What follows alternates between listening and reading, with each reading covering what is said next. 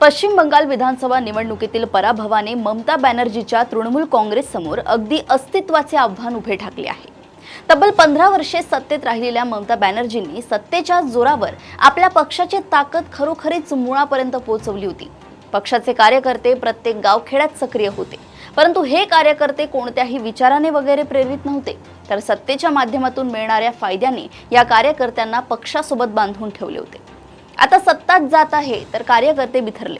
केवळ कार्यकर्तेच बिथरले नाही तर नेते देखील अस्वस्थ झाले आहेत। तृणमूल काँग्रेसच्या जवळपास 100 नगरसेवकांनी पक्ष सोडलाय आणि आता या पक्षाचे बहुसंख्य आमदार देखील वेगळा विचार करण्याच्या मनस्थितीत असल्याचं दिसतंय। कदाचित तृणमूल काँग्रेस पुन्हा राज्यात सत्तेत परतणार नाही याची जाणीव होत असल्यामुळे या आमदारांनी आतापासूनच आपली सोय लावण्याचा प्रयत्न सुरू केलाय।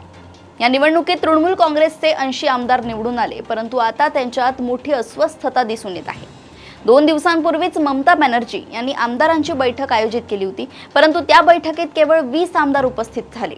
चर्चा अशी आहे की तृणमूल काँग्रेसचे जवळपास 60 आमदार पक्षातून बाहेर पडून आपला वेगळा गट स्थापन करण्याच्या विचारात आहेत। विरोधी पक्षनेते पदासाठी दिलेल्या पत्रावर आपल्या बनावट स्वाक्षरा करण्यात आल्या असा आरोप करणाऱ्या 2 आमदारांना ममता बॅनर्जींनी पक्षातून काढून टाकले। आता हे 2 आमदार इतर अस्वस्थ आमदारांच्या संपर्कात आहेत। या संपर्क मोहिमेने आता चांगलाच वेग घेतलाय। भाजपने सध्या तरी आपण तृणमूलच्या कोणत्याही आमदाराला पक्षात प्रवेश देणार नाही अशी भूमिका घेतली असली तरी तृणमूलचे मूळ मुळापासून उखडण्यासाठी या पक्षात मोठी फूट पाडून तो पक्षच गिळंकृत करण्याचा प्रयत्न भाजप करणारच नाही याची खात्री देता येत नाही। किंवा महाराष्ट्रात भाजपने शिवसेनेसोबत जे केले तेच पश्चिम बंगालमध्ये तृणमूल सोबत केले जाईल। अशाच घडामोडी अपडेट्स सोबत पुन्हा भेटूया देशोन्नती संपादकीयमध्ये। बघत रहा देशोन्नती। नमस्कार।